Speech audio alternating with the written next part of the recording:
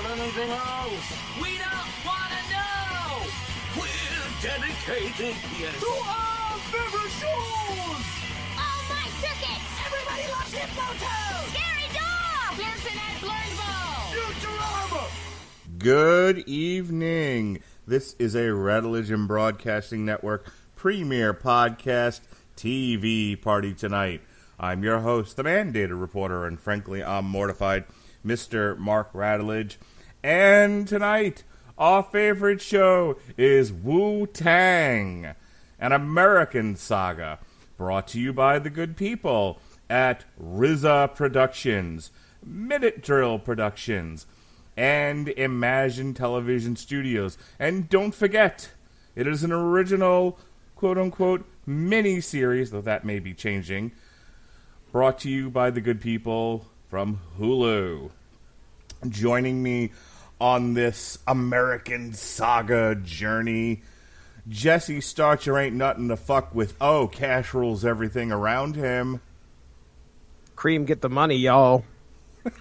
Oh, boy. I am out of my element here. Really? 40-year-old middle-aged guy? White middle-aged guy? A guy who used to listen to rap a lot back in the 90s. Never listened to Wu-Tangclan.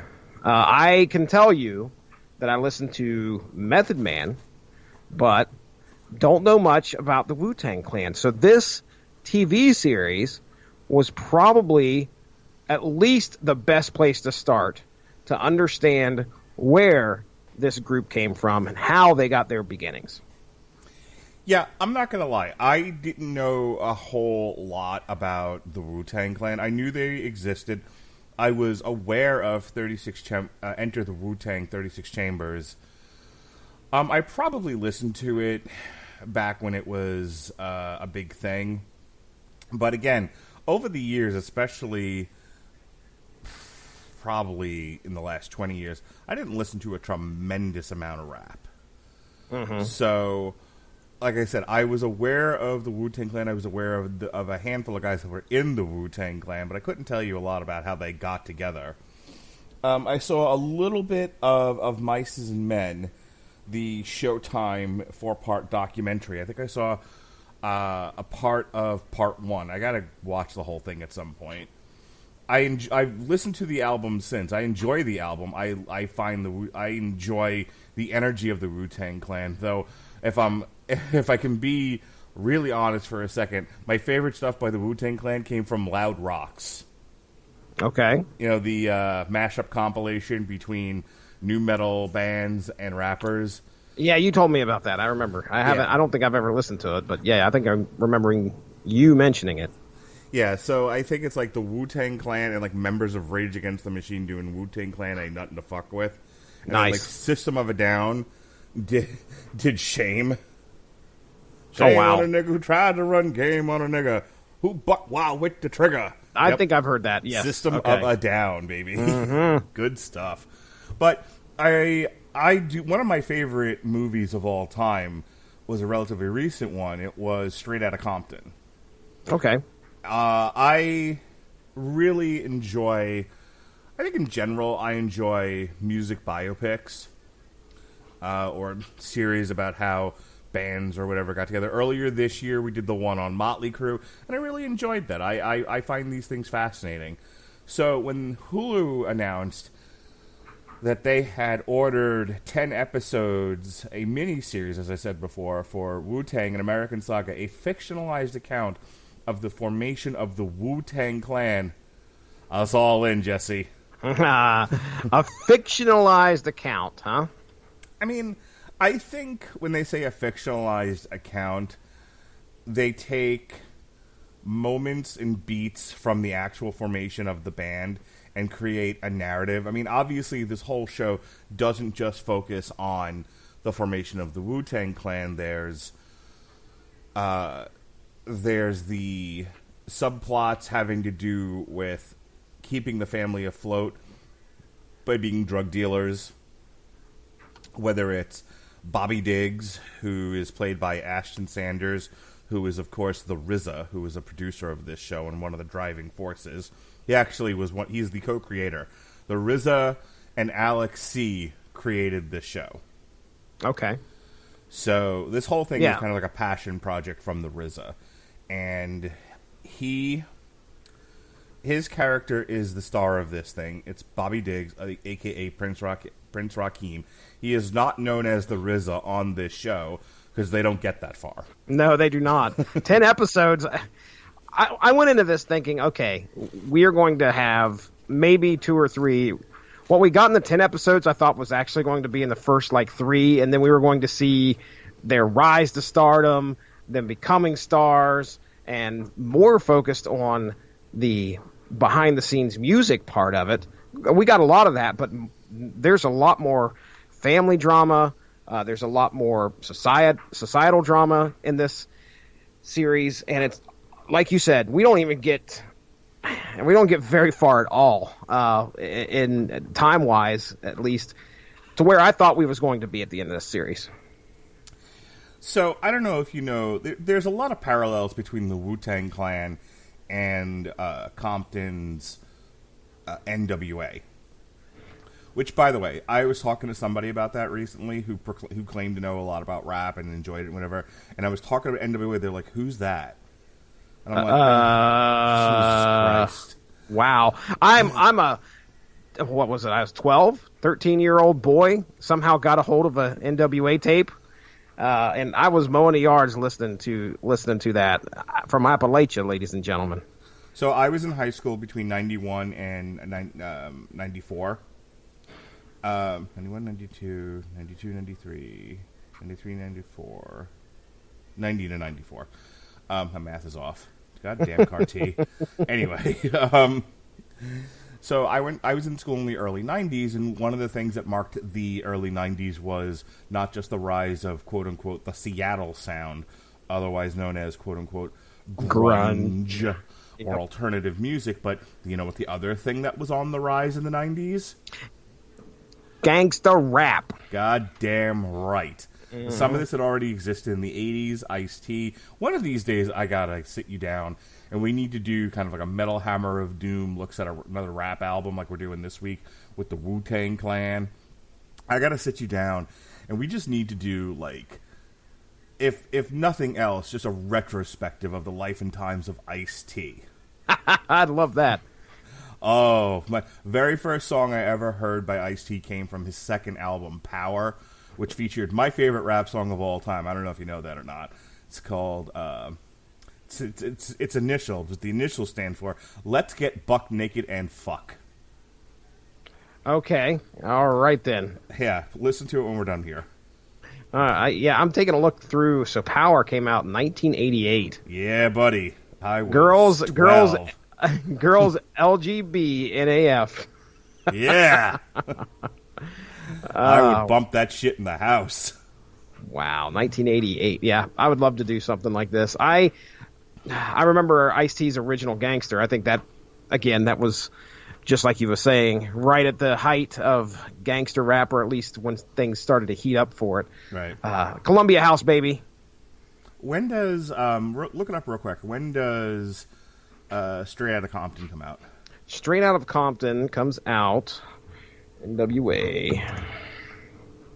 Let's take a look here. Straight Outta Compton comes out in 1988, so yeah. So, all right, so between 88 and like 90, 91, there's this burgeoning rap scene, which would, I would say, you know, if NWA and Ice-T were like the godfathers of gangster rap, the two people that really popularized it and blew it up, figuratively and literally, were Tupac Shakur and the Death Row Records, and then Biggie Smalls, the Notorious B.I.G., from whatever Puff Daddy's was. I think it was that Tommy Boy, maybe? Whoever. I used to know that stuff right off the top of my head. I don't remember anymore. But, yeah, it was Notorious B.I.G. and all the people under Puff Daddy. Mm-hmm. Sean Combs. And, you know, they're of course, they're fabricated, heated, whichever view you want to take on it. Rivalry, it, you know, really encompassed the whole like East Coast, West Coast gangster rap thing, And then what would come out of a lot of that drama and the breakup of NWA, and probably defined rap for the years that followed, was Dr. Dre's The Chronic and the rise of Snoop Dogg. Yeah. That's probably the next evolution of rap. And then from there, it breaks into, it's much like metal, it splintered into 1,000 other groups, genres, rather. But, so, I say all that to go back to, there are a lot of parallels between the NWA, which as we know stands for National Wrestling Alliance. And It's, hey, it was Bad Boy Records, by the way. Bad Boy Records, okay. Yep, okay. Yeah, NWA, nice, white, and accessible. Sure. The parallels being that it was not a group as such. It was described, and the movie kind of gets into this, as a super group of individual rappers. That's what that was supposed to be. They were, it was like, the We Are the World of rap. So Eazy-E was technically a solo guy. Ice Cube was technically a solo guy. And you have Dr. Dre, who was the producer, and it just goes on, and Yella, and all 900 other guys that were in NWA that nobody cares about. So MC Ren. MC Ren. I had one of his cassettes, as a matter of fact.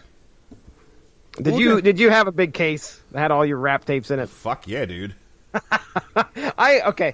So when I was younger and when I was kind of getting into rap, I had a friend who was really, he was balls deep in it.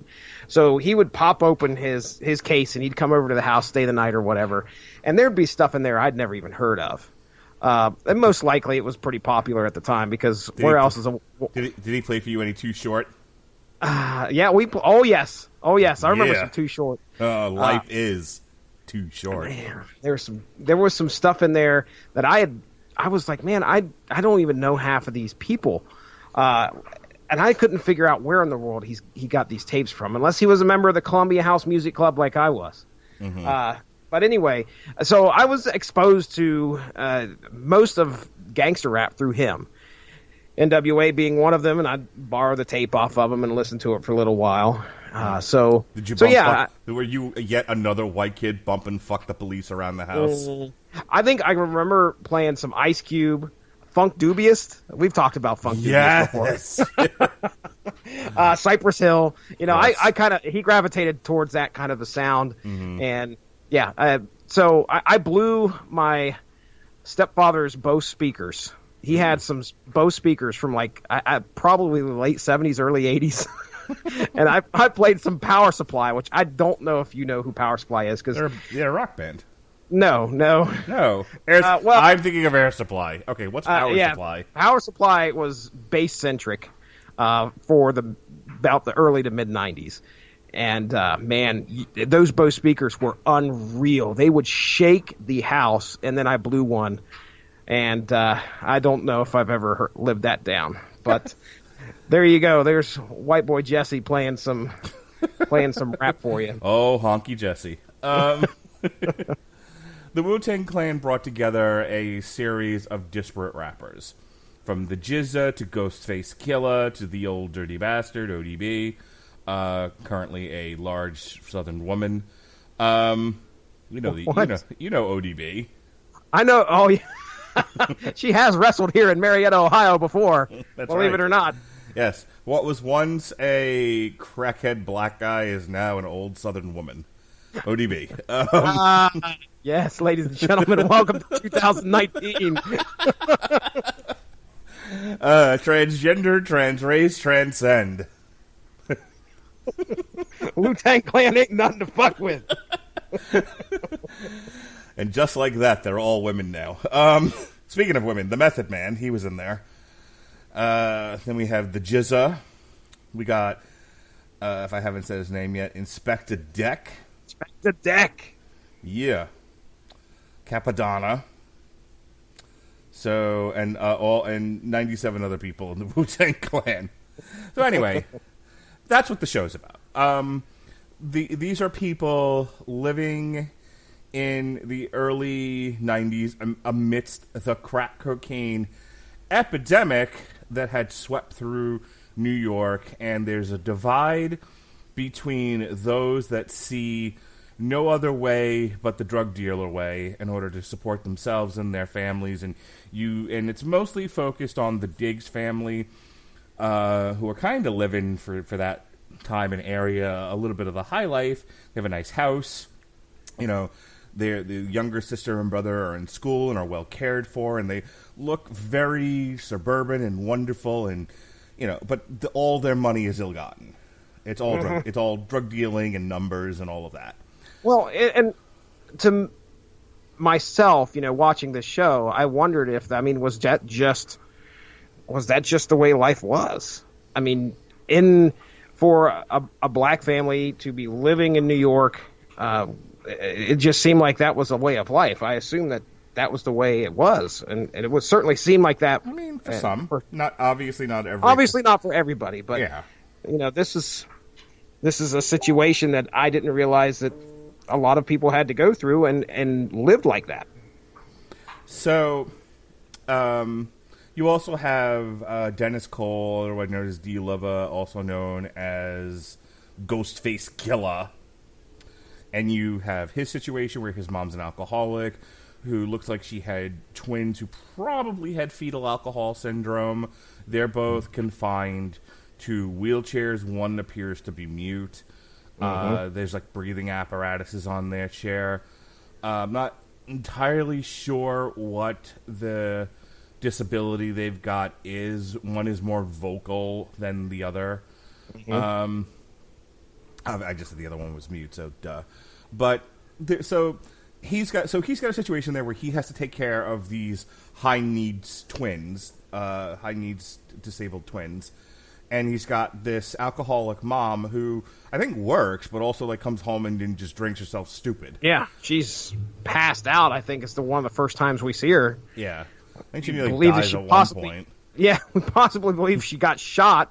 Oh nope, that was just the wine that leaked out all over the place. Right. So he's dealing drugs in order to keep them in their apartment and make sure the twins have their medical needs met and are able to live some semblance of a life. A lot of it's just kind of sitting in front of the TV watching videos, but they're occasionally they're taken on like field trips by this one woman who I guess works in the community, that sort of thing. So there's that. You get a little bit, on the kind of the other side of things, you get Method Man, who is played by Dave East Brewster. This is Clifford M. Smith Jr. is his real name, again, the Method Man. And then, so his situation is he's actually working. He doesn't deal drugs. He doesn't get involved in any of that. He just has a shit situation.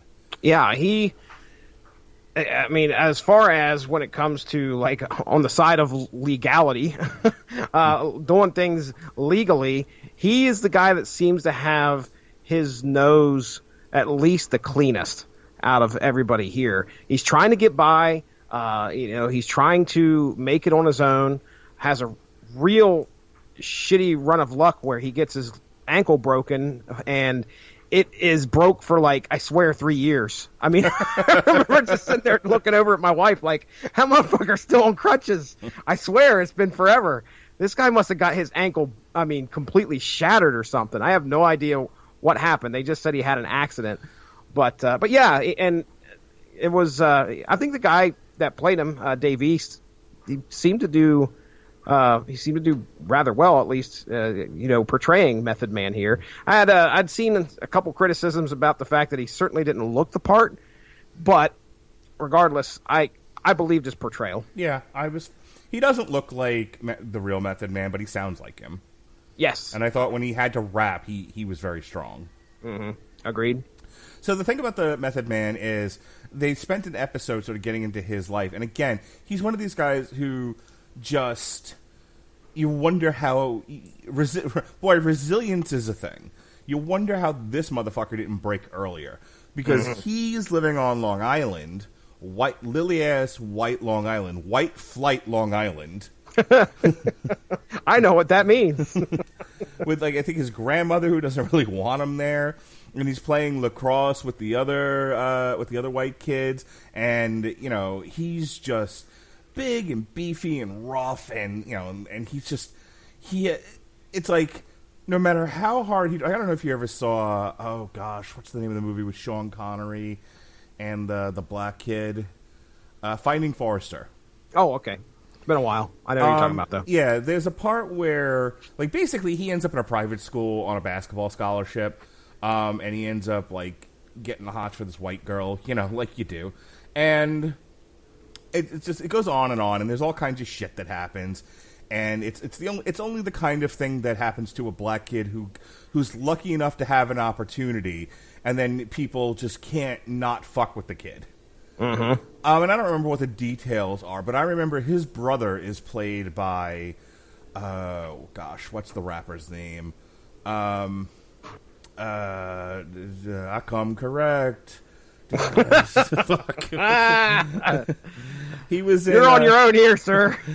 You talking about the guy who played Method Man's brother in the movie, or in the show? No, in Finding Forrester. Oh, okay.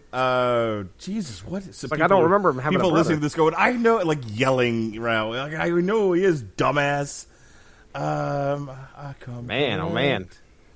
Well, you just move on. I'll figure it out. Look up Finding Forrester and see the guy who plays his brother. He was right, also in Higher Learning, who's like Ice Cube's buddy in that movie. Busta Rhymes. Busta Rhymes, yes. Yeah. Okay. So there's a great line from Busta Rhymes, whose name I could not remember. And he's like, they only let you... And he's talking to Sean Connery. And Sean Connery is, like, at this point, I think he's, like, washed his hands from Forrester for, like, whatever the reasons were. Again, it's been a while since I've seen this movie. And I can't remember how... I know they lived in the same apartment, and that might have been how they... Apartment building. And that might be how they ran into each other. But basically, Busta Rhymes says to Sean Connery, he's like, they only let you get so far. And then they take it all away from you. And it's a very strong statement. And it's one that I empathize with. Now, I'm not going to sit here and, on my horse here and pretend to in any way feel the plight of the black man. Boy, will I be dragged through the mud if I try. I can't wait to talk about the album here on Metal Hammer of Doom. It's just, I mean, my goodness. We are, again, like I said earlier, I am definitely out of my element here. So, but, when it comes to the series, I think they do a good job of portraying or at least making us understand what's going on. So I think you have at least that ground to stand on. So, yeah, he has these opportunities. But, racism is a thing, even if it's like a passive racism, and they only let you go so far. And now some people defy that, and they, I don't think Method Man complains about his station in life at this time.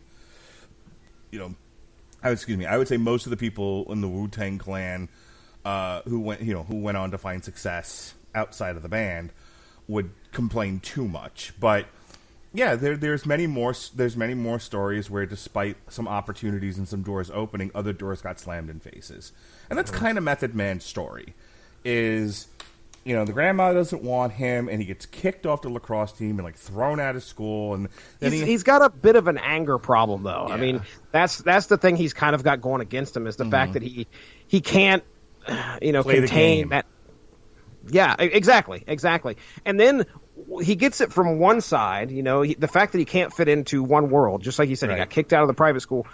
Then when he's walking down, like, I remember that one moment where he's walking down the street and, the people in the hood are giving him a hard time because he's wearing a fucking lacrosse racket or whatever. Mm-hmm. Like he's some uppity rich guy. Right. And so he can't find peace on either end, and no wonder he's fucking angry. Right. The white kids don't accept him because he's not white. And the black kids don't accept him because he's not from their cultural experience. Exactly. He's not on the corner slinging drugs or in doing any nefarious things that a gangster would do. He's instead trying to make something of himself, and who else is going to hold him down? And he really runs from this for the longest time. Like, he's like, that's not me. As a matter of fact, later on in the show, when they're starting to catch the eye of promoters and record industry people, and one of the white guys is like, oh, it's got to be better than standing on the corner, right? And he's like, I've never stood on the corner. Yes. And then he gets like first he's like, wait, what? And then he gets really indignant about it. And then at that point, and you talk about anger, he can't control himself anymore. And he's like, no, I'm not.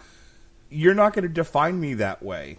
And then it's like, and instead of just kind of give it an eye roll, think of the bigger picture, he's like, fuck that.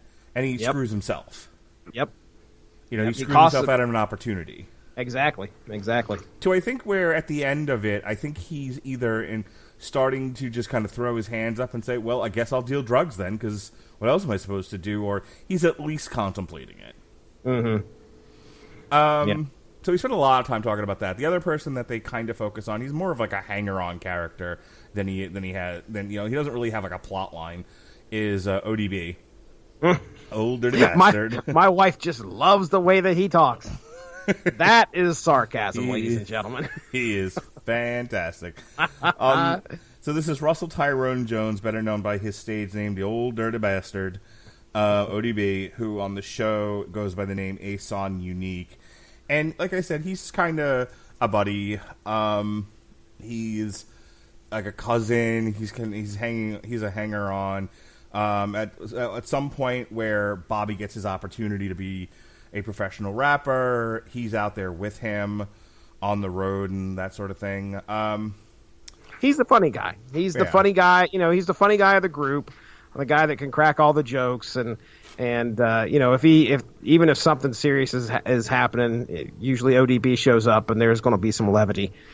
So I liked his insertion in there. Just like you said, he's not really got any major part in this other than just being there, being the guy that can bring smiles to people's faces. And really, like, the star of this show, like, I know it focuses on Ashton Sanders' characters and a lot of the people around him, the Dennis Cole's character, his brother, who we haven't talked about yet, who's played by Julian Elijah Martinez as Divine Diggs. To me, like, the guy with the best story and the most interesting character is Shamik Moore, who plays Shah, otherwise known as Raekwon. Okay. Now, do you know who I'm referring to? Which character that was? Okay. Yeah, I recognize him. He's the guy that, it was really complicated at the start because, again, what I thought I was getting into here was... What's the matter, Jesse? You don't understand the raging war between one project building and another? I had no idea. Just because it's a building, we've got problems. The arc between Raekwon and Ghostface, where I think it's the first episode, Raekwon goes and shoots up the house. The apartment, Ghostface's apartment. And, so I'm like, these two guys are going to rap together at some point? Wait a second. Well, the good thing is that really gets somebody hooked to figure out, okay, how in the world do we get from point A to point B? Because these two should be after each other's like throats, and they are for most of the series. Like, you don't want to see, poor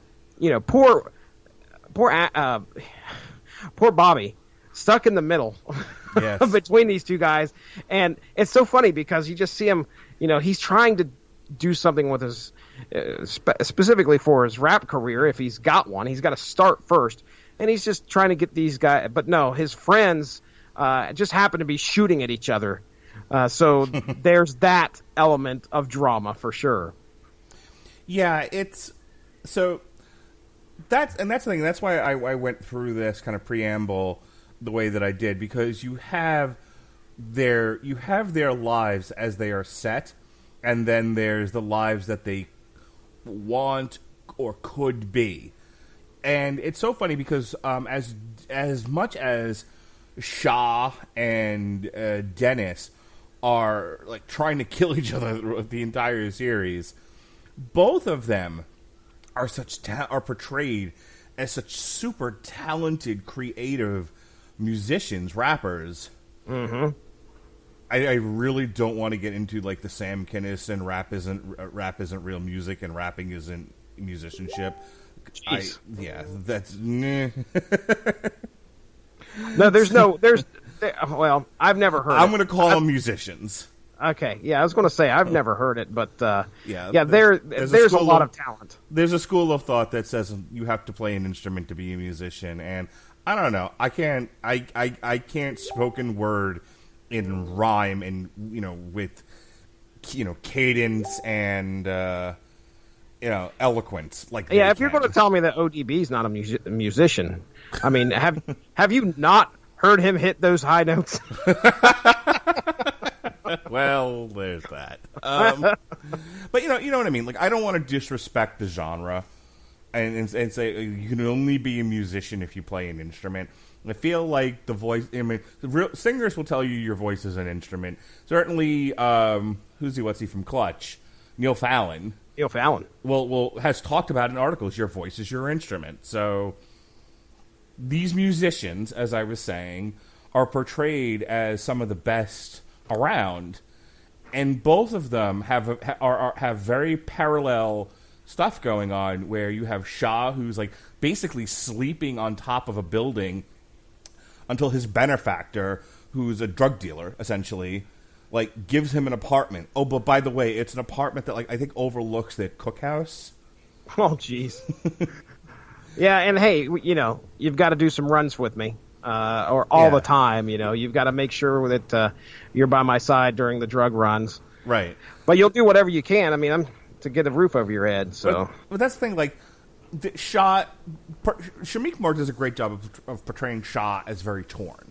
Like, he doesn't he sees kind of rap as this brass ring that's just out there, just out of reach, and it's something that I think he's gravitating towards. But the guy feeding him, giving him a car, giving him a roof, such as it was, making him feel like an important and worthy person, is the drug dealer. Yep. And so so a lot of times he kind of lands on the same spot of rap is nice, but it doesn't pay my bills. And then when he gets that opportunity, the drug dealer, whose name I do not remember, the drug dealer, I don't know if you caught this particular detail, but basically like set up the guy above him who was supplying him with the drugs, the Jamaican fella. Oh, yeah, I could tell, like, he was like, I'll be right back. He leaves, and the next thing you know, the cops are coming in there. Right. And he's like, I need to talk to you. So he gets him out of there, and right at that time, the cops come in and bust that. So they are the only two that were in there before the bust happened that left. Right. So, yeah, I had a feeling that he was behind it. Right, and it's out of... There's a degree of jealousy. There's a degree of you belong to me and I will not share you. Exactly. Yeah, you could tell that he didn't want to lose him to rapping. Right. Obviously, he coveted his companionship for drug dealing enough to where he was actually going to take any steps to keep him from, leaving the fold, basically. Right. And I can't believe, though. I mean, it takes some guts, because that dude that that Jamaican guy that they called the cops on, I mean, he was responsible for that. I can't remember his name, but that boy's murder, because that one guy comes in there, jacks him, and while he's filming his own porn. Sure. Yeah, I don't know if you remember that. Like you remember that? Yeah. With the shoes? Who doesn't? But anyway, I digress. Go ahead. Yeah, so... And then you have the same thing going on with Dennis, to where he's, like, bitter about it. I wasn't in love with Dennis Cole's character, because he does a lot of shady shit in this show. And it's, like, shady because that's what he's become as a person, not shady like he's a trickster and, a guy trying to sell you a fast one. He's... Ugh. Sorry, I'm talking to you and watching Raw on my phone, and Rey Mysterio just won the U.S. title from AJ Styles. Now his fucking son's carrying him on his shoulders. Hooray. Yeah. Anyway, Hooray. sorry everybody. So anyway, so he just does a lot of like self-fulfilling prophecy, negative. This is all I'm ever supposed to be. Like, so you have Bobby who's desperately trying to separate himself from his brother and drugs and really is so passionate. It's one of the things I love about this show. It reminds me of when we talked about Legends of Tomorrow. Hey, everyone who tuned in for the Wu-Tang Clan talk. Now we're going to talk comic books because, Hey, I don't think Wu-Tang would object to us bringing up comic books. I think they go hand in hand sometimes. So the episode of Legends of Tomorrow we talked about, I think it was from last season, where they go to see Elvis. Yeah. And Steele, is that his name? Commander Steele, I think, Yeah. or is it Commander Steele? Let's go with Something. it. Yeah. Commander Steele does this monologue about music and his passion for it. And I told you it was like my favorite episode of the season for that reason. I am drawn to people who are passionate about music. I'm drawn to discussions. Why we have a podcast that where we break down albums and make dick jokes. Where because I really have a passion for discussing the minutia of the creation of music. I love it. I really, really do. And so I'm automatically like empathetic towards Bobby because he has that passion and that drive, and he's taking the sort of threads and sticks and shreds of stuff around him and trying to fashion together a music career. And his story really picks up when he gets found and gets signed by the I don't know if you knew who he was. I don't think you've ever actually watched The Wire, but oh gosh, what the hell was that character's name? The head drug dealer from The Wire in the last 2 seasons, really 2.5 seasons. Okay. When I watch it, I'll know exactly who you're talking about. Yeah. Welcome to Wu-Tang Clan and 40-year-old men forget things. Welcome to Dementia Today. What now?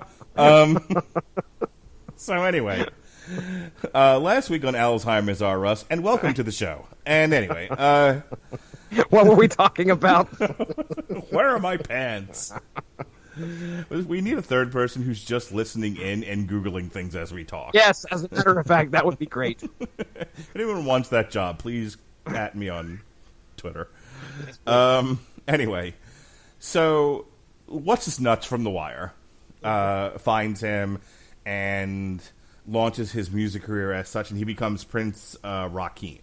We love you, Rakeem. Love you, Rakeem. Which you can find that single on Spotify right now if you want to. I immediately did after I watched that episode. I love the fact they actually showed you like the video at the end. Oh, I know. That's so good. We have to if we don't forget, like we have been doing all night.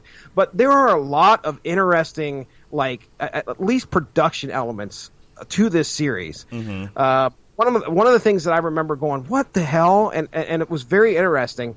After the guy gets shot that we were talking about earlier, I can't remember his name. Sure. But the dude with the shoes gets shot. I think it's the next episode. Like, he proceeds to go into those, like, he is apparently going into heaven, which is a video game. Mm-hmm. Do you remember that? I don't know if you remember that, but yeah. Okay, it's like a video game motif to what's going on around him. And it's really interesting. And they did some weird, well, I say weird, but let's just put it this way. Unique. There's some really unique camera work. I think one episode was straight up just one take, or at least one long take where they followed Bobby all around. I think it was after the video was being shot, but it was, I mean, I was really impressed with it. So that if we can remember to come back to that, there might be a couple other things I remember to talk about. But go ahead. Where were you going? So anyway, all this to say that as good as Dennis is as a rapper, he self-sabotages. That was the word I was looking for earlier. Him and Shaw both self-sabotage. They don't see themselves as any better than drug dealers. Despite kind of back of the mind wishing for better, wishing that this was not something that they had to do, he kind of just sees himself as this is all there is for me. Yeah. And he gets like really angry about it because Bobby like won't be miserable with him, basically. Yeah. I mean, that's true for just about damn near anybody, really. You grow up and you think that this is the life that I am supposed to live. And his culture, his life is drug dealing and trying to get by. And it's almost like you can't have anything nice. Right. So why even try when you believe something's going to either undertake you anyway, or that, you know, there's no possibility of getting out of the life that you're in. If you're comfortable doing what that is, then go ahead and do it. But you could tell that Dennis wasn't. It's symptomatic of abuse, of chronic abuse and neglect, which clearly is something that he experienced in his life. Him, Shaw, it wouldn't be the case that they were fucking, you know, living in the, I mean, Dennis living in the situation that he's in, and then Shaw, who's basically homeless until a drug dealer like gives him a place to live. Mm-hmm. You know, these obviously were people who were survivors of abuse and neglect, whether benign or malevolent. And one of the symptoms of that is this incessant feeling of no or low self-worth. Yeah. And for Dennis, it's expressed in a lot of anger and frustration and self-sabotage. So you have Bobby, who's pretty well cared for, and I don't think has experienced that sort of thing. I mean, I guess like him and Divine had a dad that was unavailable to them. And then wasn't Bobby sent off that at one point to live with his aunt and uncle? And there was some pretty bad stuff that happened down south. Do you remember? Was it Bobby that got sent down? I thought that was Method Man, but maybe it's been a little while since I watched the end of the show. Yeah. Anyway, the point being that you have Dennis. You have Dennis who is like, no. All I can ever be in this life is a drug dealer, and I don't deserve anything else. And then gets mad at Bobby when Bobby's like, what about rapping? And he was like, stop distracting me with hope. I know, dude. How many people does Bobby ask? Like, hey, you want to lay down some rhymes? Yeah. And they're like, no. I'm like, well, what the fuck is going on? Why? Where's the Wu-Tang at? I'm watching Bobby, and I'm just like, I feel you, brother. Hey, want to do a boxing podcast with me? Chirp, chirp, cricket, cricket. Hey, you want to talk about this show? Chirp, chirp, cricket, cricket. Oh man, nobody loves me. Like the RZA of the Radulch and broadcasting. I'm just sitting behind my turntables waiting for one of you brothers to come in and and drop rhymes, and everyone's like, I'm gonna go deal drugs, which is our way of saying I have to go raise my kids or work or not talk about this stupid show you want to talk about. Indeed. Anyway, now I'm done feeling sorry for myself and comparing myself to the poor guy growing up in Staten Island who has to be a drug dealer to make rent. White people problems. Hashtag.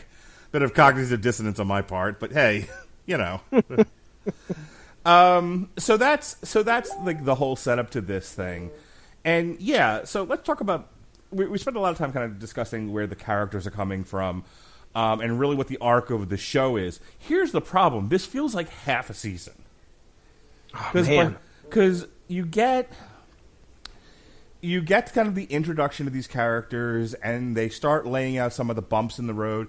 Shaw shooting at Dennis.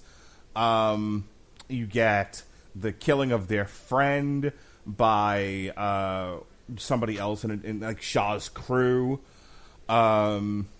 We have Power. I don't know if you remember Power, who was one of the well-respected drug dealers of the area, but, I mean, obviously carried a lot of weight around the neighborhood and did some good things as well, but ends up getting killed by some cops after an old lady calls the fucking police. He's like fucking choked out.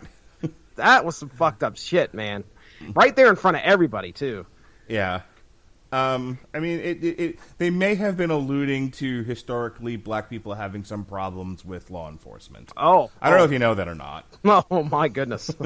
No. There was a group, as a matter of fact, in the late 80s that often talked about the struggle between the African American community in law enforcement. You may have heard about it.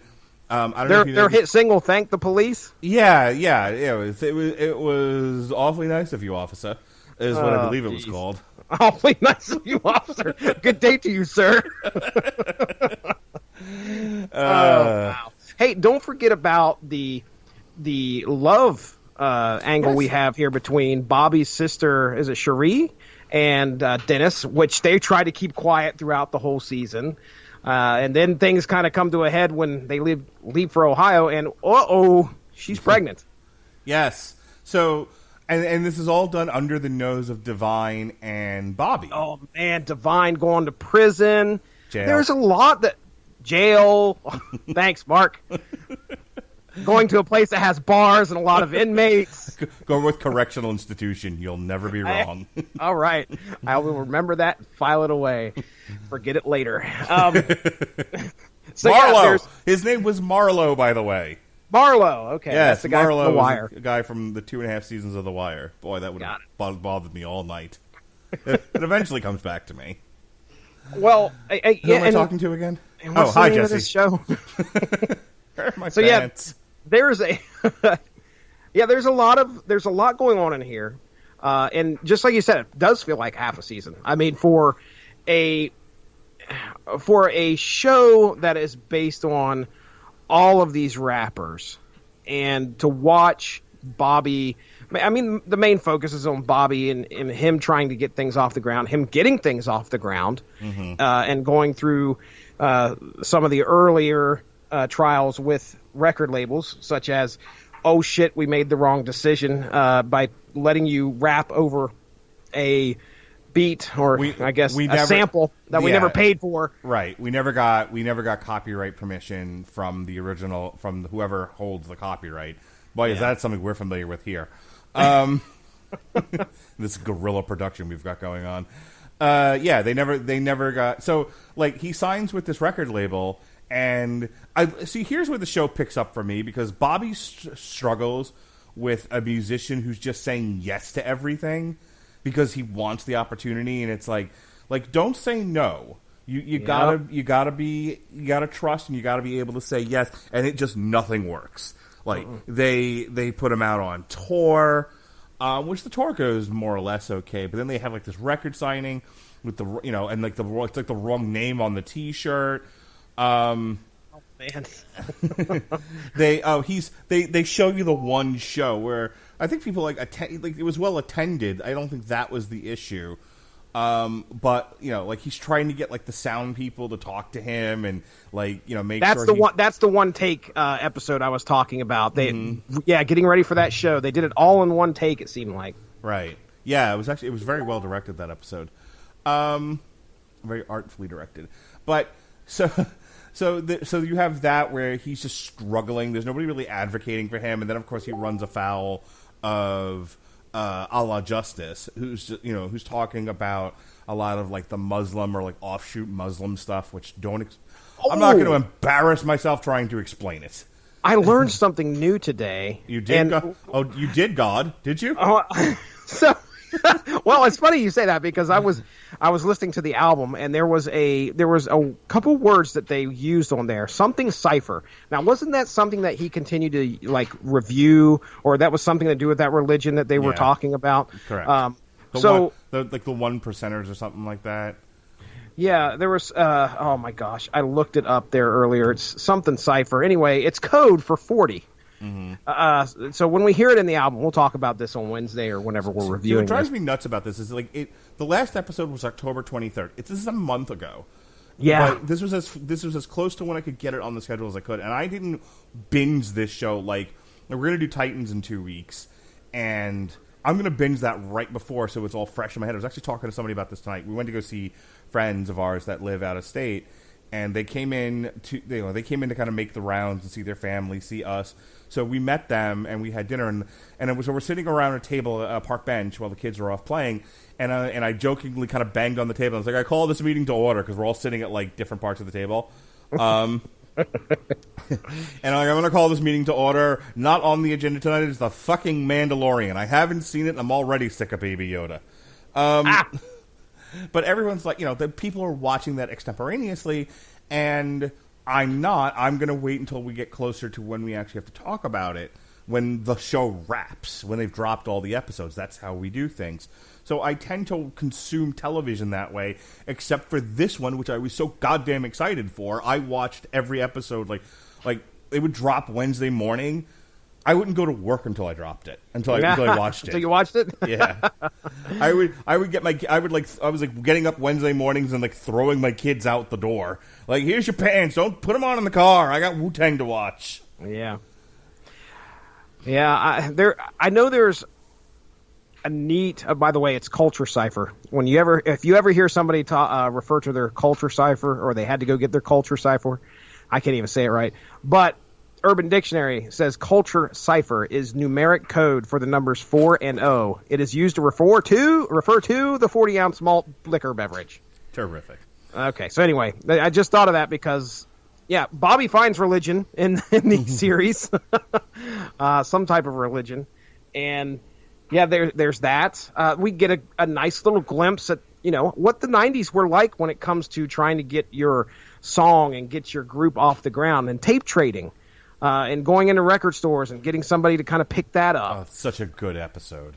Yeah, there are, when you get to looking at what the music scene, the hip-hop music scene was, the rap music scene was, in the late 80s,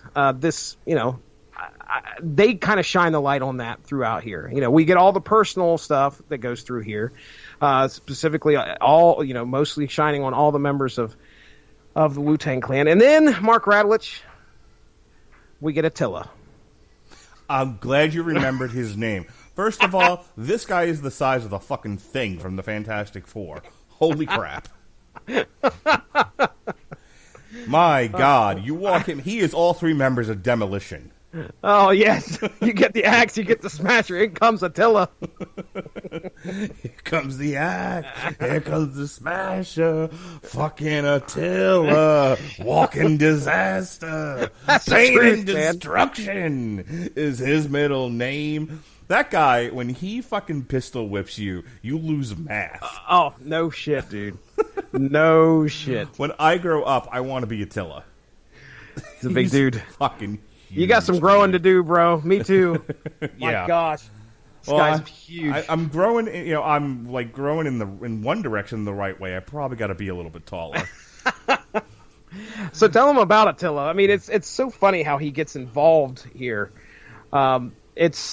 I just remember specifically that he overhears the fact that he made $60,000, which was a complete lie from Bobby, who he tells these kids how much he gets. Right. And Attila just got released from prison, and he's decided, well, I can make some money that way, and goes and jacks up Bobby's house. Well, I was going to say, even before that, Attila is 5 minutes out of prison.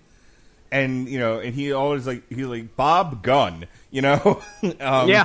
Oh, dude, not even, the first scene is, at least from what I can remember, is Attila putting his jacket on, which apparently has a bullet hole in the back, or at least a knife. Maybe it's a knife hole. I have no idea, but this jacket that he puts on has a big hole in the back of it.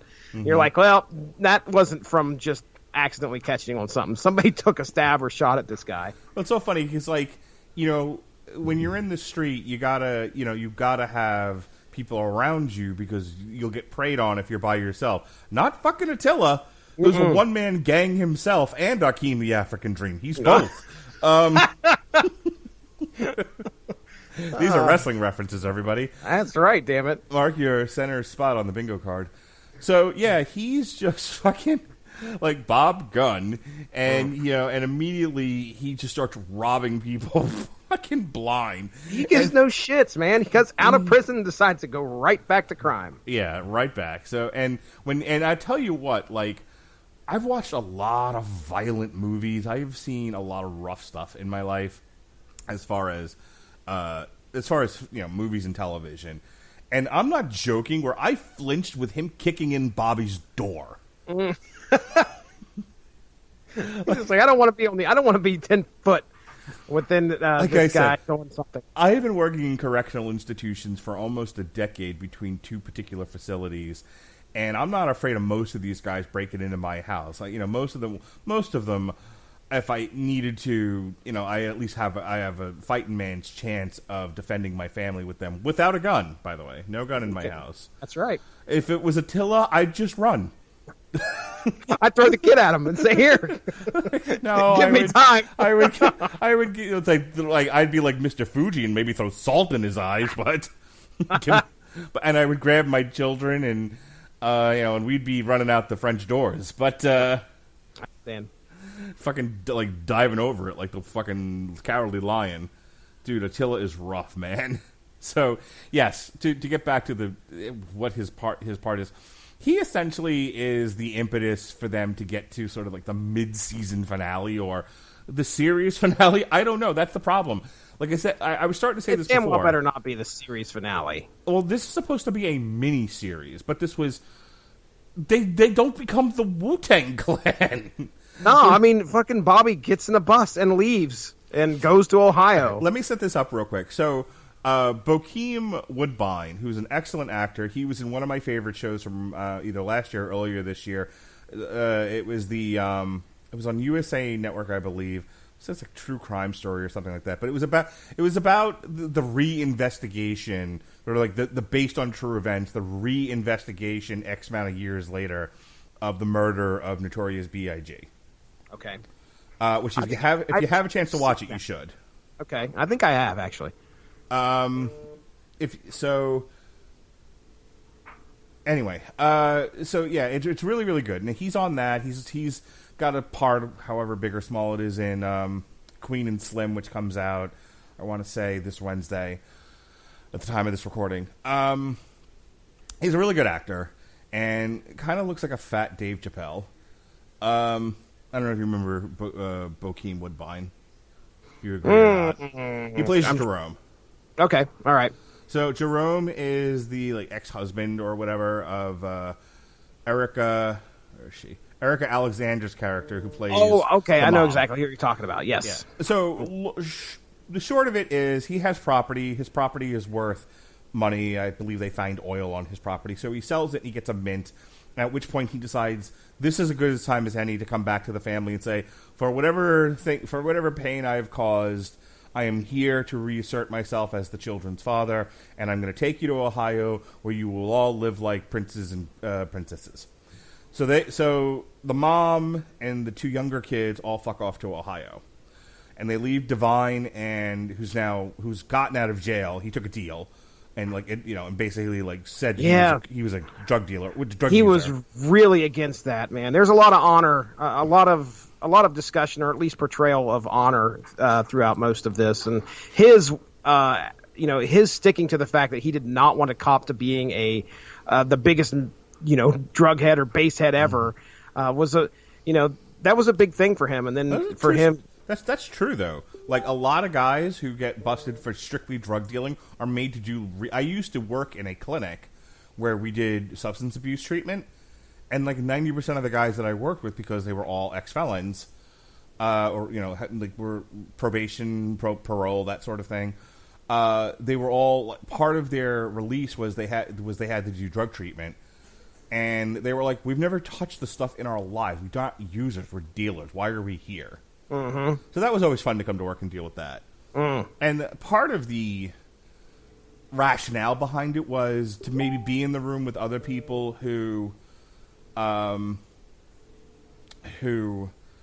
using and are trying to get clean, and kind of have to basically face the people that they are affecting with their behavior and their lifestyle. Problem is, they're mostly sociopaths who don't give a shit. Mm. Yes, plan on paper. Yeah, I would imagine. I could see that. Go ahead. So Divine goes to jail. He's caught with drugs, and he goes to jail, and he takes this deal that he has to do substance abuse treatment, and he also has to get a job as part of his probation, and so he ends up being a janitor. And this is one of my favorite parts of the show. He goes to work, and and he's done with it, and he says to the one guy, he's like, "Can I not be here? I'm done in 2 hours. Can I just go home after that?" Because he doesn't really care about the money. He just has to do this, or he'll violate probation and go back to jail, which is what he's trying to avoid. So the guy's like, these white people, and I laugh. I know, dude. It's so it's good. The truth, too. It's funny. These white people think this job takes 12 hours. So you're going to be here for all 12 hours because you're not going to fuck it up for the rest of us. And just real quick, again, to kind of support the fact that we need more, he goes into the office of one of the Wall Street guys or wherever, one of the offices that he's cleaning, and he starts reading. And I don't know what the historical, unfortunately, I don't know much about the Wu-Tang Clan, so I don't know where this guy fits in when it comes to the history. But it really feels like he just takes on a role or he's going to be taking on a role where he's like the real business-minded portion of this band or something, or at least he's going to get an education, or he's going to educate himself in order to do, because he just sits down in this one guy's office and starts picking up books and starts reading things. So anyway, we kind of leave it at that because we don't really revisit it after that. Yeah. So yeah, he starts to better himself because he's another one of these guys who's like, we are drug dealers. This is what we do. And then after all the things that he goes through, he's like, well, maybe, Bobby thinks there's a better way. Maybe there's something he can do. And he starts to like educate himself. And by the end of it, you see him like he goes through this arc where he's trying so hard to be a drug dealer and it's not working out. Oh, I know, man. Like, how much do you fail at this when you can't be a drug dealer? And he cannot. You could almost. I was really disliking his character at one point when he was just every single fucking time Bobby would be like, hey, I'm working on these beats. He'd actually, you could tell that Bobby didn't want to say anything to his brother about rapping, right? Because he was just afraid of what his brother would say. And when he finally made something of himself and he told his brother that, I was just waiting for his brother to go off on him again about, what the fuck you doing, this white boy shit, blah, blah, blah, know. And he doesn't. He actually accepted it. I was really, really glad they did that with him. Or I'm really glad that happened. It wasn't a cliche older brother bullshit. So we got to thread and get this back to Attila, and then we can kind of move forward, really start to wrap this conversation up. So you have Divine, who's working as the janitor, and he's teaching himself finance and economics and whatnot. You have Bobby, who has flamed out as a professional rapper. Prince Rakeem is dead, and he's trying to kind of sort of just pick up the strands of his life and figure out what the next step is. This is where they start to seed a possible second season because some girl finds that tape and is just like, yeah, I'm managing the Wu-Tang Clan, sure. Which I think is brilliant.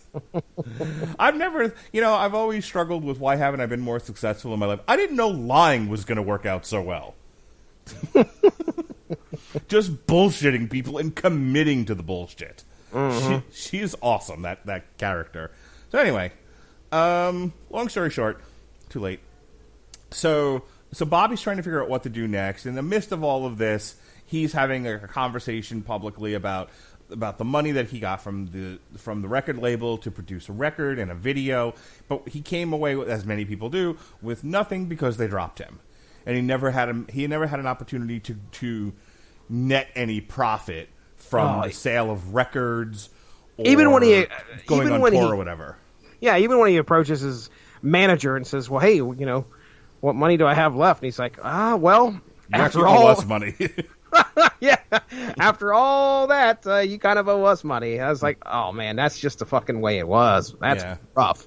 Yeah, I mean, this is, it's you hear the stories about how like the Beatles didn't own their music and then Michael Jackson bought it out from under Paul McCartney.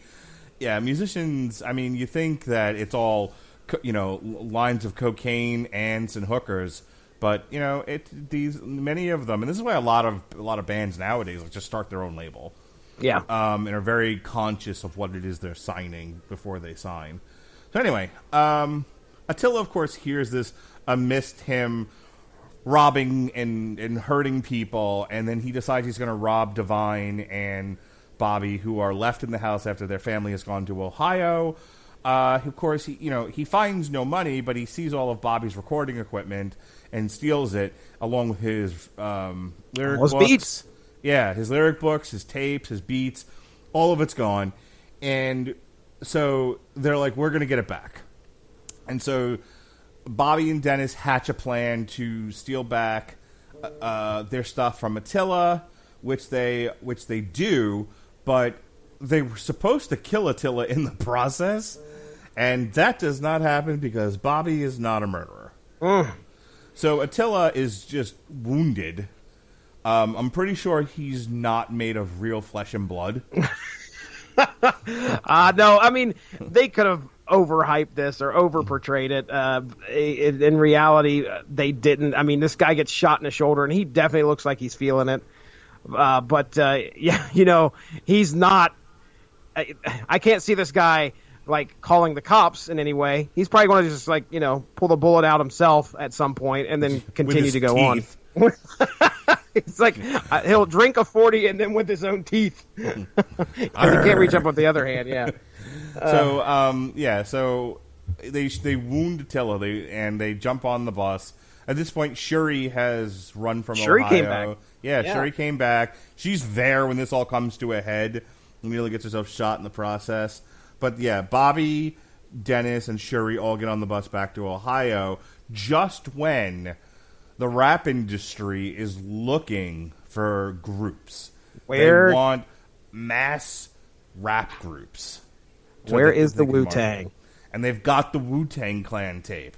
And this woman is like saying that I manage these guys. I forgot all about that. She's running around saying she manages them, and it's so like good. She doesn't even know them. I don't even know if she's met them. She's like, oh, they're like cats. They're very hard to wrangle. Okay, terrific.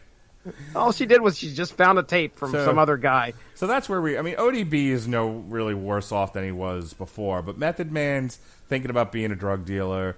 Shaw, who had an opportunity outside of the whole Wu-Tang Clan thing to become his own recording artist, but all those people get arrested, and he's kind of hip to the jive that this guy is going to make him be a drug dealer whether he wants to or not. So he's feeling trapped.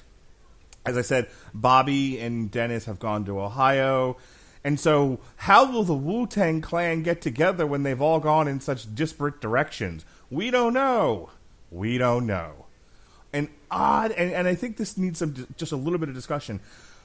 If you're like, you have 10 episodes to tell us how the Wu-Tang Clan got together, and then you end it with, they're nowhere near getting together, they've gone in different directions, oh, by the way, and your 2 stars fled the state.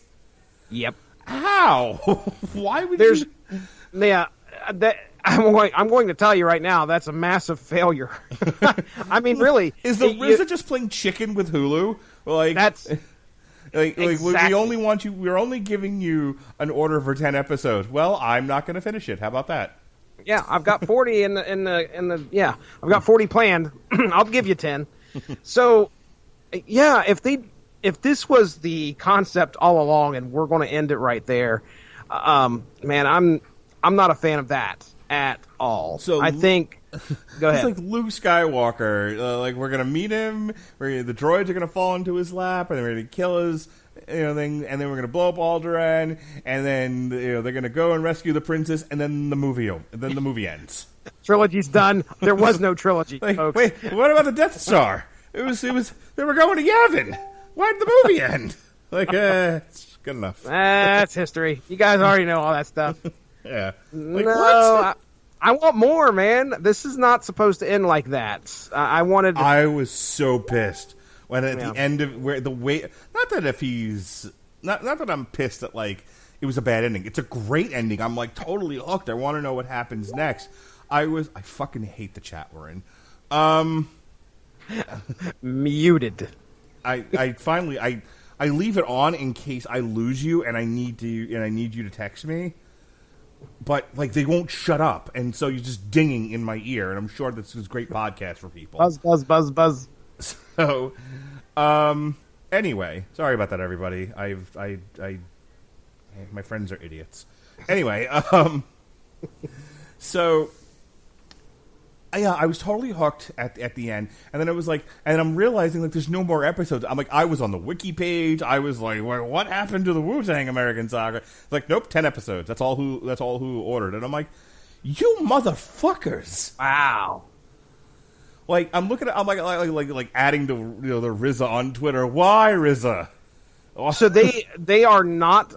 Have they specifically said that they are not going to be doing a season 2? Have you seen anything. Okay, so all I've read about this is that this is a miniseries, and all Hulu ordered was 10 episodes. Bullshit. Now, here's what I'll tell you. The Get Down, which I would highly recommend on Netflix, was technically 2 seasons, but what it really is one story that was cut in half, and they released half of it on one date and released the second half later on. But it's one complete story. They're like, oh, the Get Down was canceled. It was never intended to go past what it did. As I understand from the creators of the Get Down, this was supposed to be one encapsulated story about like the rise of hip hop and disco, as portrayed by these 2 different characters. And I bring up the Get Down. I've been waiting all episode to talk about this because Shameik Moore is in that. He plays. Oh gosh. Okay, I'm not going to let myself forget this because he has a great fucking name on that show. Shaolin Fantastic. That's classic. Yeah. You now refer to me as Radulch Fantastic, by the way. Sure. So, in case you're interested in more Shameik Moore stuff, because he is amazing. He's on Incredible Crew, The Get Down. He obviously he's Shah Raekwon in Wu-Tang and American Saga. He was also in The Watsons Go to Birmingham. He was nominated for a Critics' Choice Movie Award for Best Young Performer in Dope, which was in 2015. He's the voice of Miles Morales in Spider-Man Into the Spider-Verse. Oh, okay. And he was in Let It Snow.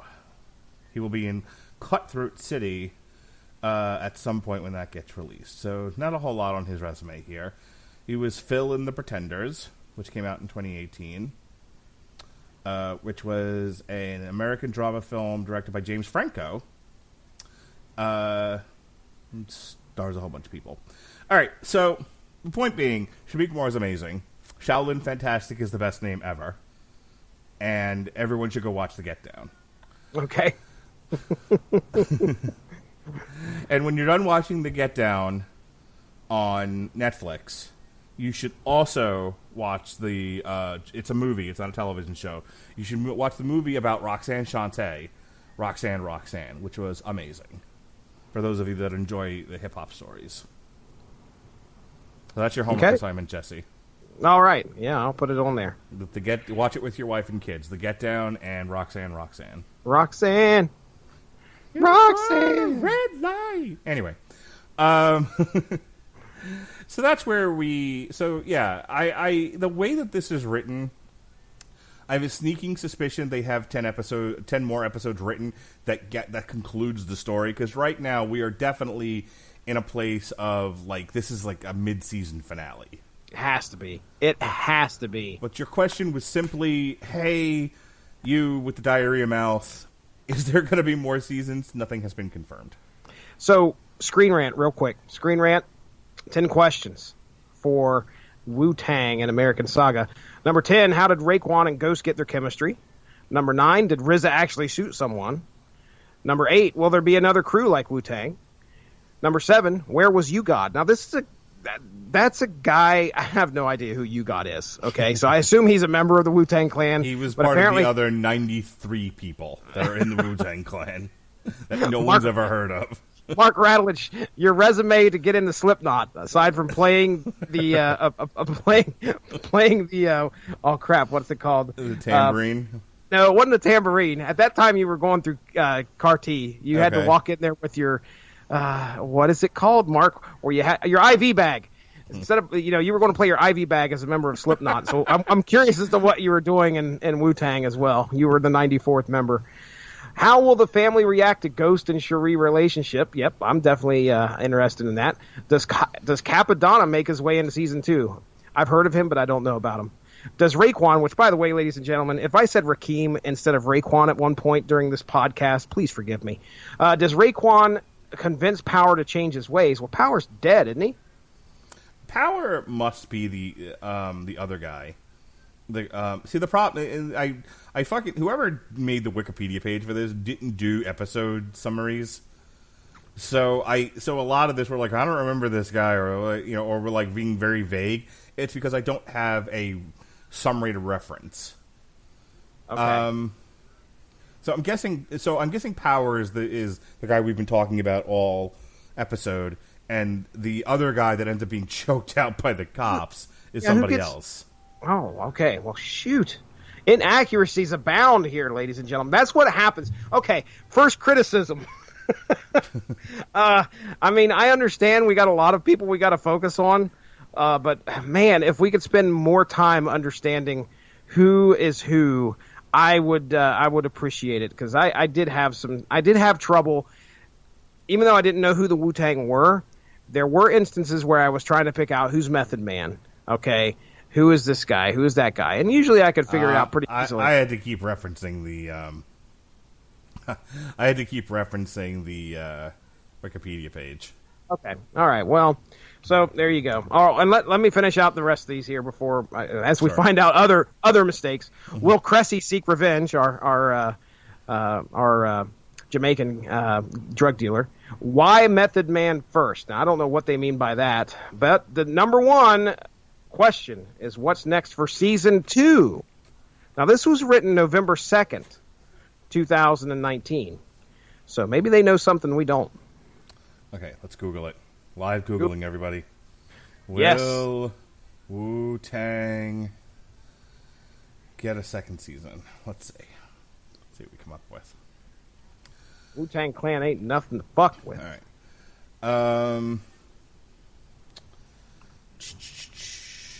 There's really not much past October 25th that I can see. So, according to Decider, as of October 24th, which was a month ago,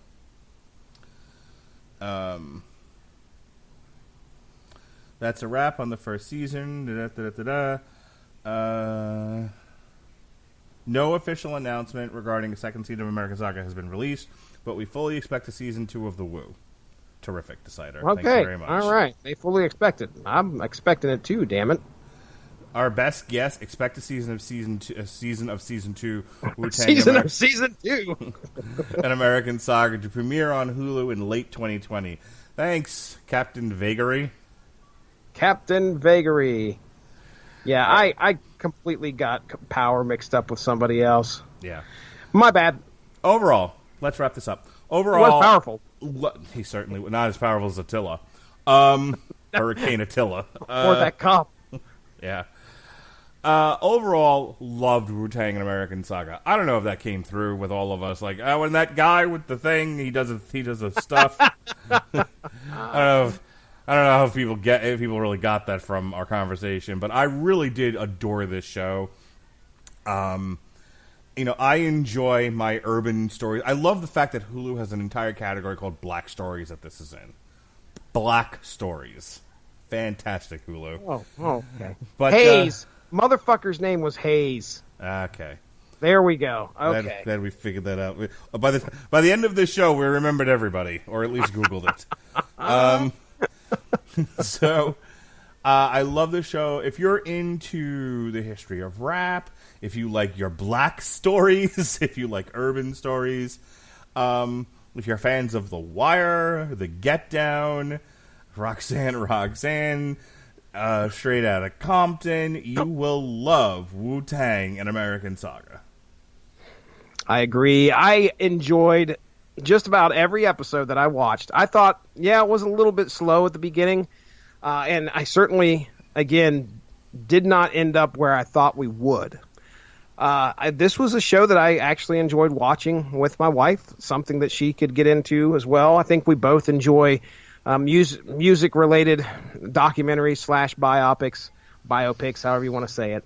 And this one kept my attention. There was a lot of times where I looked over at Mindy like, hey, you want to watch the next episode? She's like, yeah, let's do it. So it was nice and binge-worthy as well. I mean, sometimes you'd be kind of left hanging like, okay, what's going to happen next?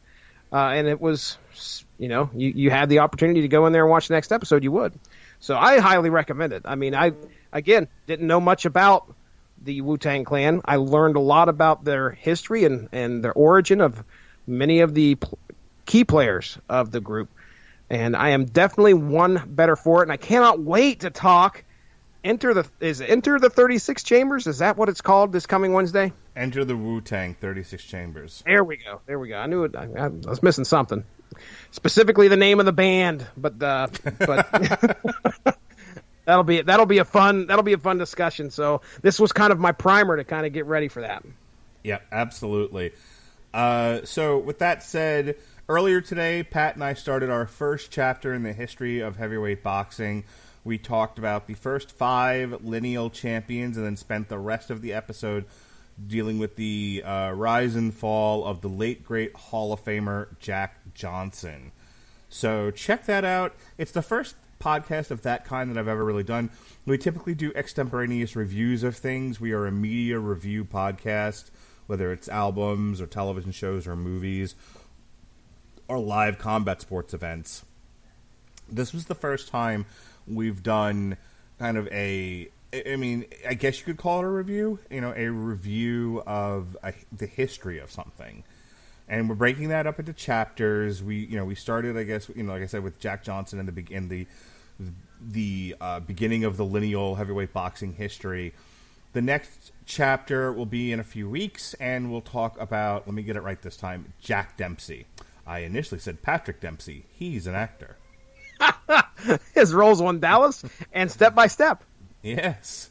So Jack Dempsey, ladies and gentlemen, that's who we're going to focus on next. And then every subsequent episode will deal with just the life and times of a particular heavyweight boxing champion. So Jack Dempsey, Joe Louis, Rocky Marciano, Muhammad Ali. We'll probably do 2 episodes on him. Mike Tyson, et cetera, et cetera. And this is all because Deontay Wilder stinks, and we need to tell you how much better everybody else was. Don't believe the hype, as Flavor Flav once said. So, Patrick Dempsey and Patrick Duffy are 2 different people. I'm just letting everybody know that. Patrick Duffy was on Step by Step and on Dallas, if I remember correctly. Patrick Dempsey, I believe, was on, oh my goodness, wasn't he McDreamy on the Grey's Anatomy? Anyway. Ask Pat. Are you, ask Pat. I should ask Pat. He would know everything about Step by Step. I know that much. All right, I trampled all over him. Continue, sir. So tomorrow, speaking of being trampled all over, tomorrow we'll be doing a TV party for the Survivor Series weekend. Just NXT War Games and Survivor Series Rise of the NXT. So, you've watched it already, right? Yeah. I have not watched War Games, which I might be out of the loop on that one. I don't know if I can get that one, but I just finished Survivor Series right before we started this podcast. Is Rhea Ripley not the dreamiest?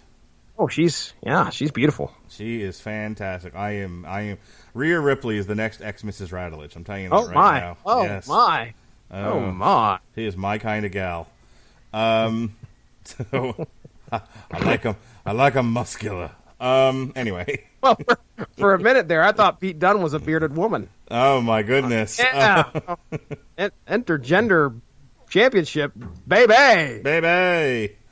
And speaking of baby, the Wu-Tang Clan on the Metal Hammer of Doom, because what's more metal than the Wu-Tang Clan? We're off for the holidays, but Saturday we're back again. Speaking of boxing, John War hopefully will be back with us on the Radulch Broadcasting Network, our newest friend of the network. And we'll do one of the 3 boxing cards this weekend.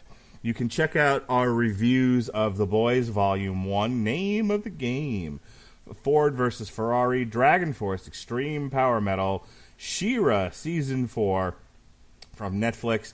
And finally, because Jesse and I can't get enough of each other, we love it. We love talking television, don't we, Jesse? Oh, yes, indeed. The Boys, Season 1. That was a good show. It was a good show. Those are all up in the archives. Go ahead and check them out. Jesse, finish the plugs. Let's get out of here. Okay. Ladies and gentlemen, you can go to the Radulch in Broadcasting Network Facebook page. Give that a like and stay up on top of just about everything that gets released. Mark Radulch also has a YouTube, Mark PC Live. Now, Mark, I don't know if you're hearing all this rumbling about the COPPA stuff. COPPA. You heard anything about that? It's something about kids. You might want to check into that. I got a couple people popping up on my feed, and they are livid about the fact that you can get fined like $40,000 if your video is mislabeled. So we may have to start looking into that. In the meantime, though, we got some none time. of our stuff is monetized. No, I don't think that's how it works. It's about mislabeling if it's for kids or not for kids. Oh, well, none of my shit's for kids. Yeah, well, just you might want to look into it. There's some weird shit going on. COPPA. Anyway, you can check out Mark PC Live there on the YouTube and find all of our shows on YouTube. Set yourself up a playlist and listen along. My show, Unspoken Issues and Source Material. Source Material, Mark already did a plug for that. Look for our Teen Titans issues 1 through 12 discussion to be popping up December 2nd.